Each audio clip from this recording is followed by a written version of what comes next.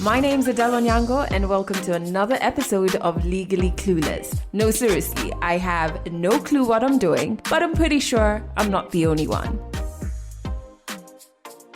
Hey you, welcome to episode 289 of Legally Clueless podcast. Thank you so much for rocking with this podcast.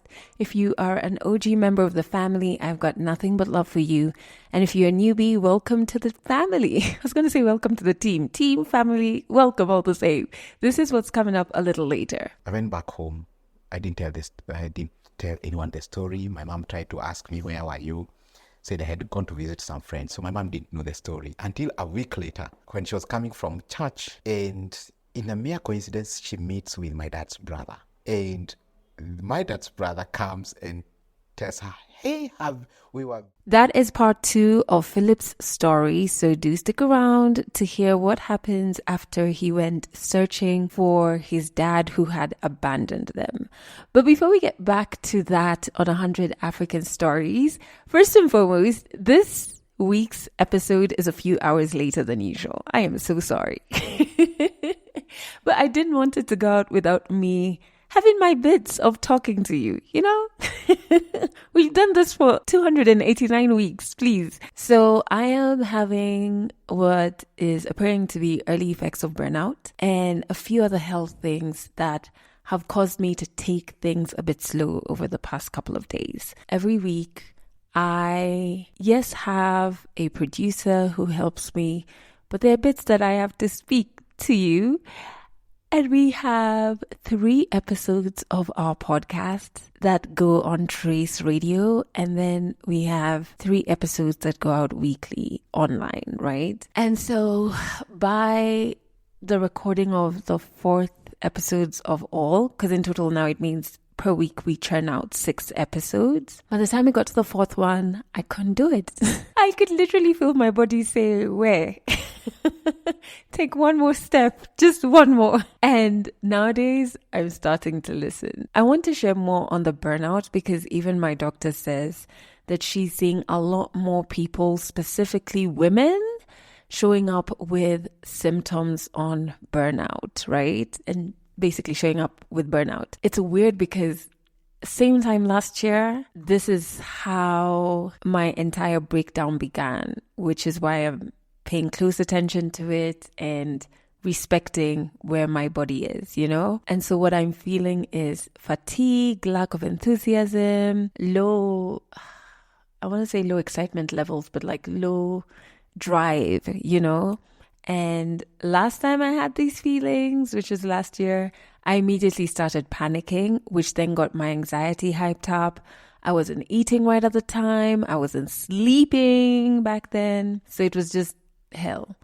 But this time around, I paused everything and just started listening to my body and listening to what is it able to take on. As I'm still slowly getting back, I'm still prioritizing my morning walk to serve as the moment where I move my body, fitness. I'm still prioritizing what I eat, making sure I'm feeding my body through this process and learning how to just like reach out. You know, last night I called my partner and said, I just need to cry. You know, I was feeling overwhelmed by a few things. I was like, I just need to cry while someone else is close by.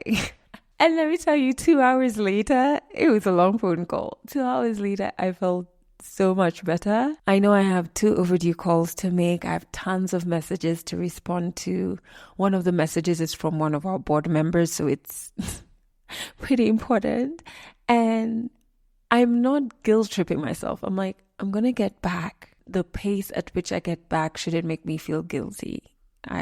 That's okay. And so I'm sharing all of this not to get you to excuse my tardiness with this episode, but as a reminder to you to please be gentle with yourself. Showing up on some days may look like you allowing yourself to slow down, especially the closer we get to the end of the year. Burnout is so real. When I was doing the math, as much as last year's breakdown made me change a lot of my harmful habits, the one that I didn't figure out is when to go on leave and take breaks. So ultimately, I have been working from last year, late October, nonstop to present day, which is bordering 12 months.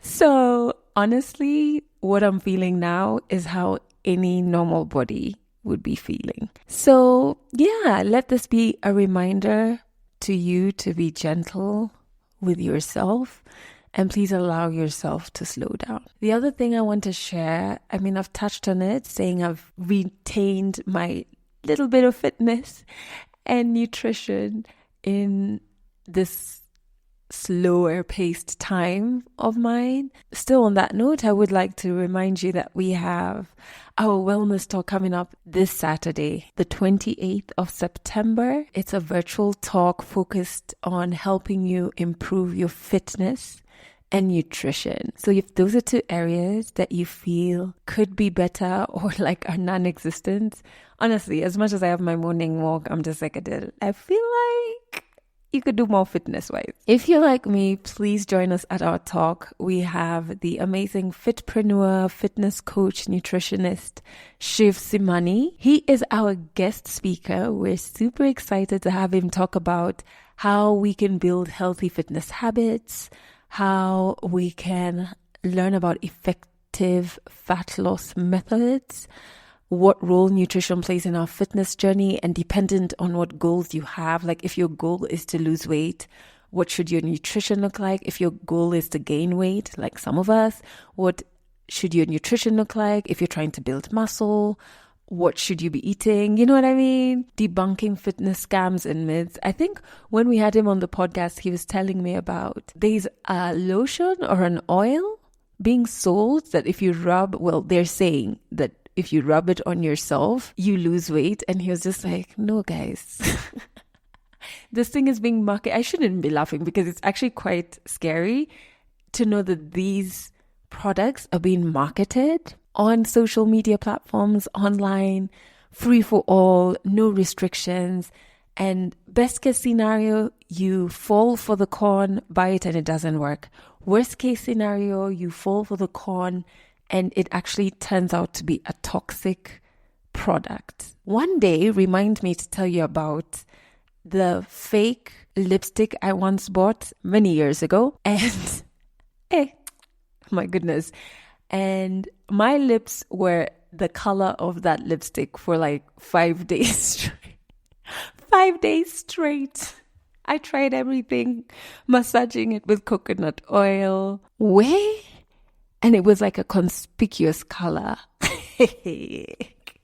But my makeup artist was telling me that I'm lucky all that happened was the color didn't go off, because sometimes they have high levels of mercury in these products and you end up having like long-term complications. So these are some of the things, not the lipstick, the fitness scams and myths and just harmful products that we are seeing online are some of the things we'll have an opportunity to ask Shiv about. Tickets are 1,000 bob. Grab your tickets now. We're down to crunch time. I think we have a quarter of our tickets left. So click the link in the show notes to grab your tickets. Next thing I want to share is great news. We got nominated for a Pan-African Award, the Pulse Award, and we're going up against Ugandan, Ghanaian, and Nigerian platforms, which is so great to be in their company, and we respect and celebrate all of our fellow nominees. So it's the Pulse Awards. We're nominated in the Pan-African category of Most Innovative Influencer for Legally Clueless Africa. And I share this with you not to ask for votes, but to say thank you.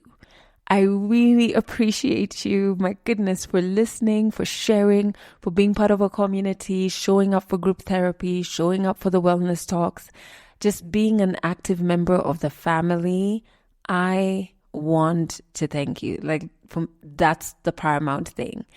Should you wish to vote for us, though, no pressure at all to do so. There is a link for that in the show notes. Last but not least, don't forget our East Africa tour is going on strong on our YouTube channel. You need to check it out.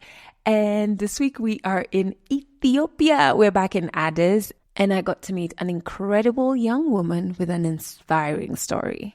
Ethiopia is also known as the birthplace of coffee. Legend has it that a farmer called Kaldi can be thanked for this. He noticed that his goats became so energetic that they would not sleep at night after eating berries from a certain kind of bush. Kaldi would herd his goats on the hills of Ethiopia, not too different from this one, where I'm meeting Hannah, a young woman trying to find her one true path. Do you come here a lot? No, I came once when we finished our preparatory school. Yeah. Before going to university, Yeah. we came with my friends Yeah. for a picnic, and it was nice. Okay, so we don't have a picnic today, but I want to get to know you a bit better. So is Addis home? Is this where you were born and brought up? I was born around the sea, but I was raised in Addis. Okay. It was nice.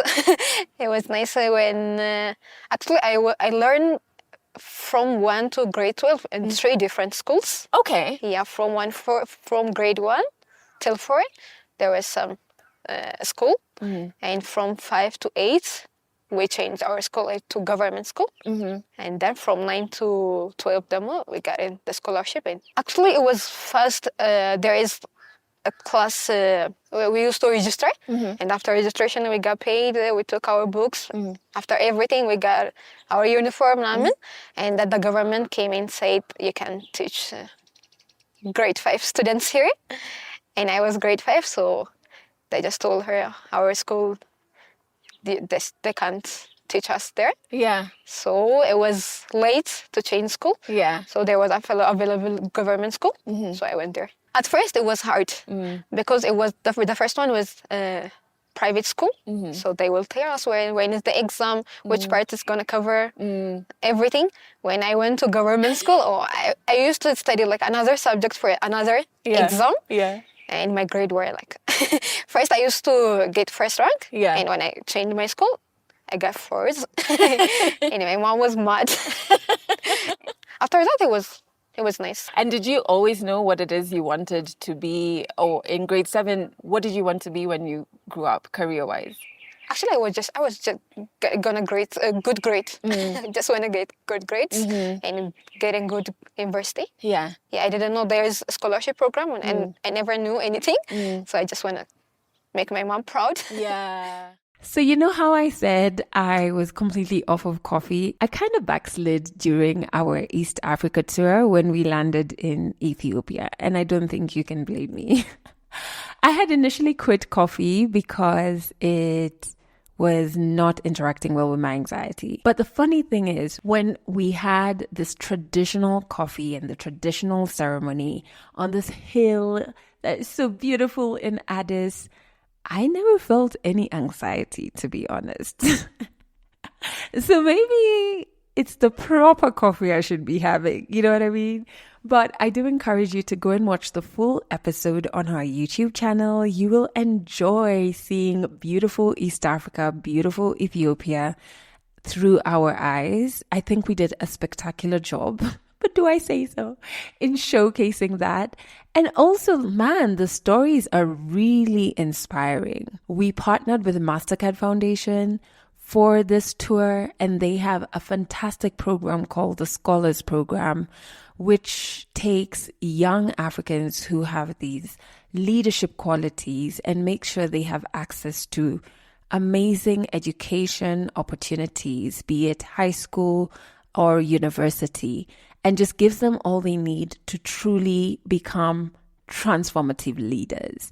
And not only in Kenya, I feel like across the continent, we can say we're having a bit of a leadership crisis. So it's important for us to be very intentional about equipping the next generation of leaders for this continent. And so they have various implementing partners for this specific program. One of them are FAWE. And so all of the Scholars Program alumni we met during our tour were awarded scholarships through FAWE Uganda, FAWE Rwanda, FAWE Ethiopia. So if you want to learn more about these programs, maybe you want to make sure you get those opportunities, or you have a younger sibling, cousin, or child who you think, should actually get these opportunities. Or maybe you want to partner with Fawe or MasterCard on the things they're doing for Africans across the continent. Check out the show notes and you can learn more about them. Right now, though, let's get into part 2 of Philip's story on family, surnames, and searching for his dad. If you haven't listened to part 1, please listen to the previous episode, which is episode 288, because then this episode will make sense to you. But he's just gone to Nyahururu to look for his father, and guess what? He found him. 100 African stories on Legally Clueless. Stories from Africa.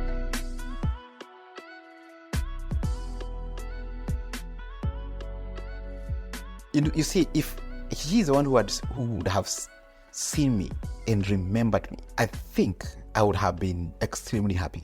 But you see, he has to be told there's a young man there. I have to cry, to weep, so that he come back to his senses. Oh, this is so and so. It wasn't that he recognized me first. It is after being prompted that he remembered. Even when he was calling me my name, I think he was guessing. Could you be the one or not the one? So those are the things that I'm in my mind right now. I think would have handled the situation better. Right now, I think my expectations are very high. No one would have met them. So because of that, I have no bile with him. But at that moment, I felt he needed to have known me. I have saved money to come and look for him. I'm the one who is pursuing my dad. I'm the one who is looking for my father. The only thing that I'm asking is that acceptance. But even to be accepted, I have to jog someone's memory. And so he was happy after that. I found that, my dad settled. It's 14 years later. That was expected anyway. But he settled and he has a new life. He has another life here and another family. And so at that night, I didn't sleep. When we went to sleep, I didn't sleep. Especially when he brought some photos. He had kept some photos, a few of them, of me and my siblings, of when somehow the family was fun. And actually not our last born, myself and my sister who follows me. So there were a few photos there, but they were somewhere kept in the bedroom, and they were dusty. But looking into the house, there were photos of him and then his new family. So you can imagine I'm going to sleep. Number one, my dad couldn't remember me. My dad has never looked for me. I look for him. He doesn't remember me. Secondly, he has erased us. And then in the 90s, photos were a big thing in the sitting room. So they'd be placed on the wall frame all around, so photos. So I'm seeing photos of other people in his life, and my mom and my siblings, we aren't featuring on the wall. We could call it the wall of fame. So we are not there. So does he really care for us? And so that night I didn't sleep. As much as the reception was good, but it started off wrongly. Yes, I'm being treated here with nice food, but we are nowhere to be seen in this house. So I woke up in the morning. I had to pretend I wasn't very amused. And so he took me around to show me to his other relatives around, and happy that the son who was lost has been found. He has found his way back home. And at noon, I left him. I said I want to go back. So I remember him trying to give me some cash for transport, but I had my own money. So I declined, said, don't worry, I'll be fine. I think at that moment, I want to show a sense, I think it was a pride moment, sort of like, we've been fine. And so I didn't tell him all the struggles that maybe have faced, all the challenges of life. So he didn't share much. So I went back home, not happy, but satisfied, and thinking, I don't think my dad really wanted us. If he wanted us, there could have been sort of some memories even on the walls. So because there were no photos on the wall, I reasoned that he didn't want us, or he didn't want me. I went back home. I didn't tell anyone the story. My mom tried to ask me, where were you? Said I had gone to visit some friends. So my mom didn't know the story until a week later when she was coming from church, and in a mere coincidence, she meets with my dad's brother. And my dad's brother comes and tells her, hey, we were very happy that the son is back. Your son is back. He's looking for his people. And my mom is like, no, that hasn't happened. And she was told last week, your son came to look for his dad. And my mom was so discouraged and disappointed. And she was angry. We have had a close relationship with my mom, but at that moment, it was bad. We couldn't talk. I would look for her friends to tell her, ask my mom to forgive me or something like that. I think I took back my mom to all the failures and the disappointments that she experienced during her time in marriage. And it was hard. But it's during that moment that I think my mind settled in search of identity. I think somehow I knew who I was. It is that moment that I started using my mom's as my name. I think she's the only one that I have. So I better use this name well. So, and in that moment of searching for meaning and really what life is, I boldly took her name. I never struggled with it again up to today. So my surname is my mom's name. It's a woman's name. I started looking back at what my mom has done and all the struggles that she has gone through. And I think she has done what is rightful, her duty. She didn't have much. She's struggling, but I think she has done her part. So there's no need of taking someone else's name who hasn't contributed. I don't know if he ever tried to look for us. I don't know. Maybe he tried. Maybe we've never had that conversation with my mom 22 years later. Neither have I heard from him since then. That was life. I don't know actually if he's alive or not. Some of the mistakes that I think as men we do not know the effect that our decisions are going to have for long term. So I don't know if he's even going to hear this. I don't know. But I wish he pursued or he looked for us. I tend to imagine right now by God's grace, I take care of my mom back in the village financially. I think it would be good for me to also to be sending something to him, even if he's financially stable. But just because he seems to have forgotten about us and he seems to have moved on, imagine I got healed. And my friends ask me, because I talk about these things about responsible fatherhood, being there for our children as men. They ask me if I have any pain. Maybe I'm dealing with a sense of pain. I don't think so. I mean, life would have been bearable. Maybe I would have turned out different or have become better if my dad were there. But I don't think can blame my dad on anything right now. Any decision that I make, the way I'm leading my family, definitely contributed heavily because one of my prayers for long was that I'll never have a child out of marriage, a child on my own, being raised out there without my involvement. I'm there involved, present as a father. And also we have other, what I would call a modern day village, where there are other elderly men, even in the church, who they look up to as their grandfather. So I can't say that they struggle in any way because their dad's dad wasn't there. I don't think I have any plans to go and look for him. I have a scar here.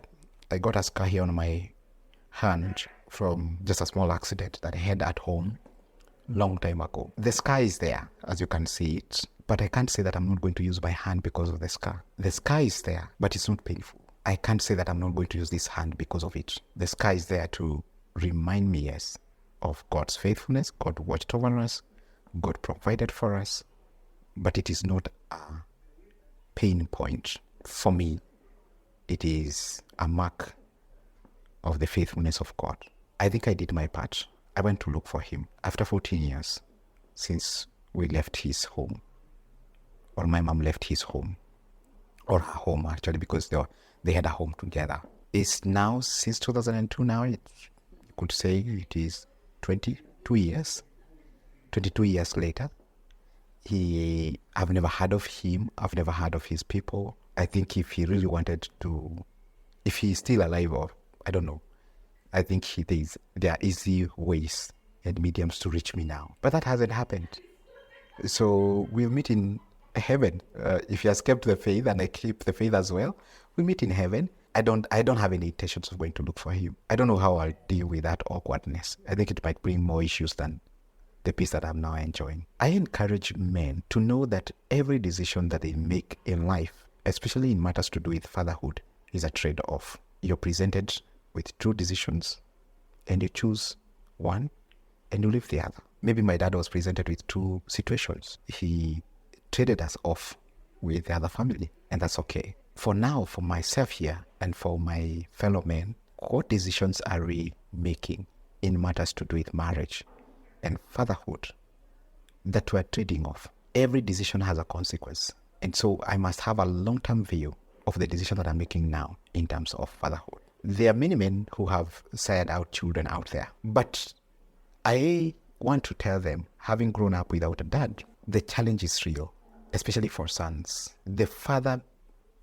is a source of direction in life. Spiritual direction, moral direction, ethics, and even conduct in all spheres of life, education, marriage, church. So the father's role in the life of a child is very, very critical. I want to remind my men who maybe they have children out there, look for them. It may be awkward, but I think the awkwardness of you being present for your child is way much less than you being away completely. So initiate connections and be there. I don't feel at that moment when I left my father, it wasn't about the issue of him not providing for us. It's him. Kumbe, you would have looked for us. You have the resources. You'd have been present, but you're not there. I think that's the issue that I had with my dad at that point. I didn't have an issue with him not being able to pay my school fees.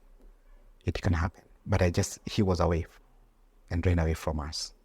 I think that was the issue. And so sometimes men, we try to run away from our responsibilities because we are unable to finance them. But I don't think that's the issue. You'll be forgiven easily on that. But the main thing, you have run away from us. You have deserted us. A child needs to be affirmed by the father, especially sons. The sons and the daughters need to be affirmed by the father. They need to receive directions from their father, especially for the sons. A son may love the mother so much, but will follow the father. What precedents are we setting as the fathers? I think the pain of growing up without a father is way much less than what I've seen even with my friends or even my congregants who grew up with a present father who was quiet, not offering any direction, not speaking, not being there to offer counsel. I think it's more painful than actually being raised up by a father who is not there. So for the men who are with their children, how is your conduct even at home? Are you speaking? Are you giving direction to your children? I think those are some of the things that children really desire and deserve. In conclusion, I must say that being in church right now, I've seen the number of children growing up without their father has been increasing. In church, I have seen in church circles and even other ministers who serve in other churches will tell you that there are many children who are being raised up by their mothers. And it takes two to form a child. So if only the mother is there, the father is somewhere abdicating his duties and his role as a father. And one of the things that I've done even in our church where I minister, I've been challenging the men to be there even for children that they are not their own. We have a vibrant Sunday school ministry where I encourage men to volunteer, not even to teach, just to be present. For example, there are men the children, some boys who are being raised up by a mother. So then they are, say for example, a boy who is below 5 years, being raised up by the mother. But because the mother is working, she employs someone to take care of the son. What's the gender of the person that she employs? It's a lady, isn't it? In many estates nowadays, even here in this office block, the first person who is opening the gate for me is a lady. So even in our estates, ladies are the gate women offering a sense of security. This kid goes to school. Who are the kindergarten teachers? They're the ladies, isn't it? Then the mother comes and picks the son and they want to go for shopping in a nearby supermarket. Most of the cashiers, because men we messed up somewhere, even the owners of these supermarkets, they don't many times trust men to be at the cashiers. So they trust ladies. That this young boy who is below 5 years, and I'm using here as an example, doesn't see men around. So I told my men in church, may we be the ones to change the narratives. At least let us have men who will be receiving these boys. It might be the only chance that they interact with a manly figure for them to have a balanced life. So I'm here to encourage the ladies who maybe have been hurt by a man and they are raising, especially sons, and to some extent daughters, to know, yes, as much as they're single parents, the child will need a balanced perspective about life, and there is need for a manly figure to be present or to be around this child. And so out of that, then she can be able to look for credible men who can be mentors to their children so that the child may have a balanced life as much as the father is not around.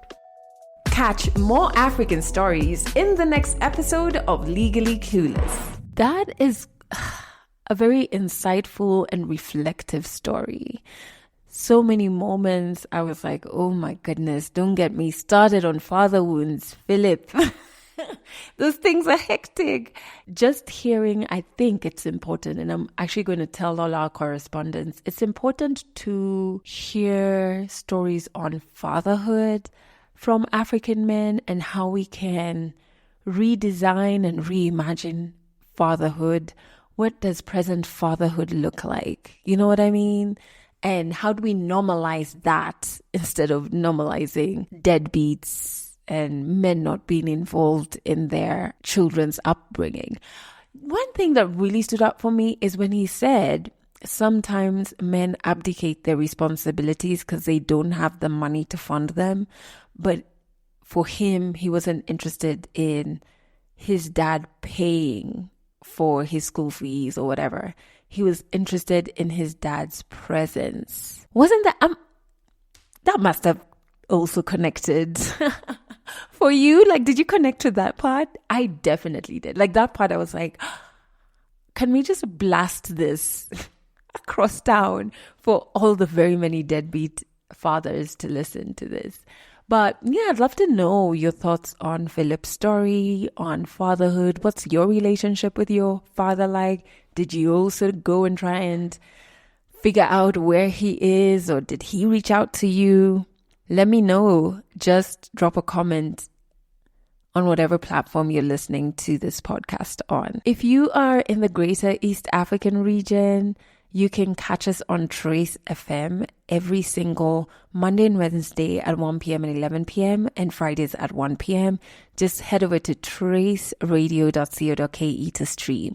If you want to share your story on this podcast, fill out our storyteller form. A link to it is in the show notes, and one of our correspondents will get back to you. Remember to grab your tickets to our upcoming wellness talk. Remember to drop us a comment, give us a 5-star rating, and share this episode with all of your people. And most importantly, remember to be graceful with yourself, and that showing up for yourself may look like you allowing yourself to slow down. You'll be okay. That's it for this episode of Legally Clueless. You can share this podcast with your friends. You can keep it for yourself. I'm not judging. Just make sure you're here next week for the next episode.